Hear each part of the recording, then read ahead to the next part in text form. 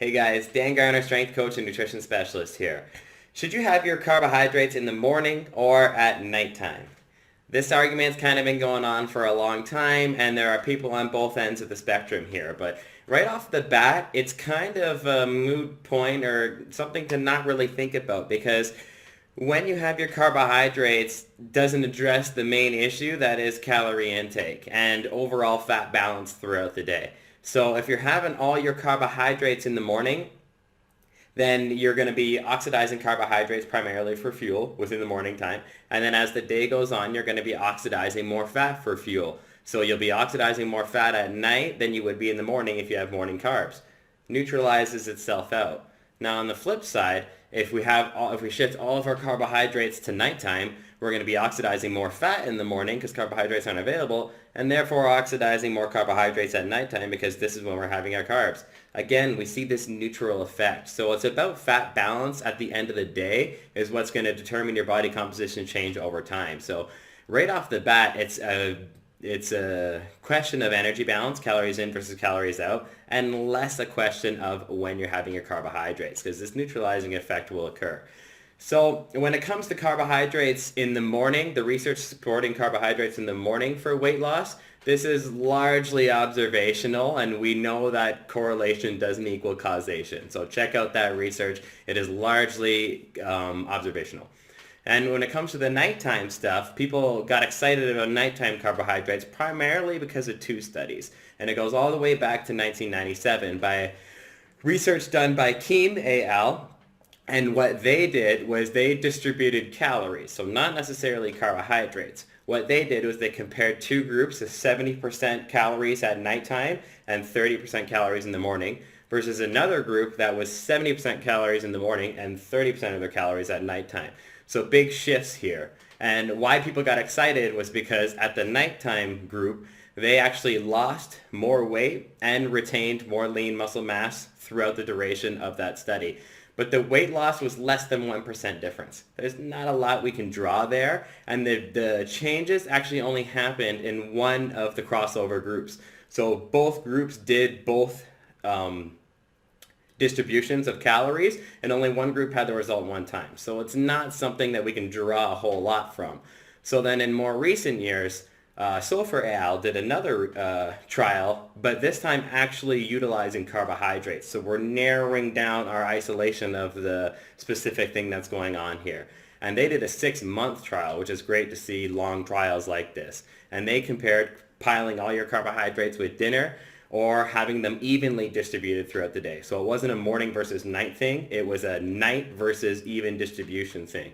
And what they found was in the night group, they actually improved all their anthropological measurements better than the control group. So the nighttime carbohydrate group, they actually lost more weight, lost more body fat of that weight, and decreased their waist girth. So this is great. And another cool thing that was actually about the night group was they actually had a lower decrease in leptin over time. And for those of you who know leptin, very simplistically, for those of you who don't, it's something that helps keep your metabolism a little higher while you're dieting to prevent that adaptation mechanism coming in. So we have two studies going on there. And now, like somewhat humorously, carbohydrate fear at nighttime kind of changed to carbohydrate fear during the day. Because there's a group that feels that if you have carbohydrates at night, it's going to turn to fat while you sleep, which is not true because we talked about that neutralizing oxidation effect. And then there's a group that feel that you shouldn't have your carbohydrates in the morning because you're going to get really sleepy and you should be having them at nighttime. So what we really have here is two studies weekly demonstrating that carbohydrates are better at nighttime, and then correlational data demonstrating that you should have carbohydrates in the morning. So we have correlational stuff and kind of weak evidence stuff. There really wasn't much of a difference at all between the groups when we're talking actual numbers, especially over a 6-month period. Those of you who are in the business know that in 6 months, you can do damage to your physique. You can get a lot of muscle mass. You can drop, especially when it comes to body fat, you can drop a lot of body fat in this time span. So when we see such small differences between the two, it really says more about the energy balance equation than it does when you're actually having those nutrients. So And this is especially taking into consideration that in the more compelling one, the sulfur AL, that was the 6-month trial, the protein intake of the experimental group was actually only 0.66 to 0.76 grams per kilogram of body weight. And us in the active population, we habitually consume 2 to 3 times that, which means the extrapolation that we can get from that data is much smaller because it's not applicable to what we're normally doing. And calories and exercise weren't totally controlled for within these trials. So we're affecting both energy in and energy out here. That's a big problem when it comes to reliable methods. So what I'm saying here is on both sides of the spectrum, we don't have enough great control to start making claims about when you should be having your carbohydrates from a morning, night, circadian rhythm based thing. So I just don't think the compelling evidence is there yet to promote one over the other. The best versions of control are just simply absent at this point in time. So what I'm going to leave you with, what I think that you should take here from today is that what we do know about weight loss first and foremost is that it's a game of calories. So when we're looking at the hierarchy of where carbohydrates or carbohydrate timing should be placed, first and foremost, you just need to get your carbohydrates in per day.